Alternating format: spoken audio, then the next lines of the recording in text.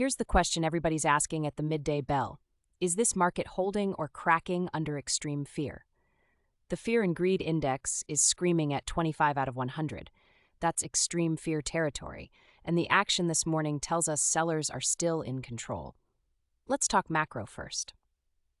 The VIX is hovering at 16.5, down slightly from yesterday's 17.16, but that's not enough to calm the nerves. The Fed funds rate sits steady at 3.62% with no change expected immediately.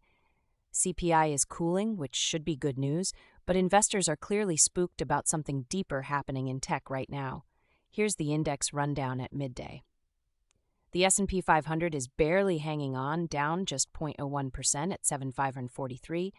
The Dow Jones actually showing some strength, up 0.06% at 52,540. The Nasdaq managed a 0.05% gain at 26,121. But the Russell 2000 is flat as a pancake. This tells you mega-cap tech is doing the heavy lifting while everything else struggles. Now let's talk about the winners. And there are some bright spots. PayPal is absolutely crushing it, up 16.4%, driven by strong fintech sentiment and digital payment optimism. Apple is up 4.18% to $328, fueled by reports that the company is hunting for AI chip acquisitions. Google is up 3.61% as investors rotate into mega-cap names hunting for stability. But here's where the pain is real. Intel is collapsing down 6.43%. AMD is getting hammered with a 5.47% drop. NVIDIA, the bellwether for AI sentiment, is fading with a 2.12% loss. This is a semiconductor bloodbath, and it's signaling real concern that the AI spending cycle might be cooling or consolidating.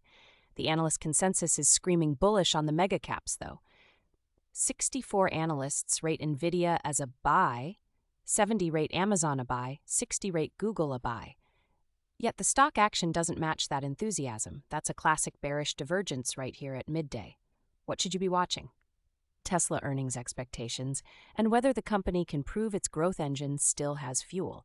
That stock is down 0.63% on valuation worries despite recent delivery strength. The bottom line? We're seeing sector rotation away from semiconductor weakness.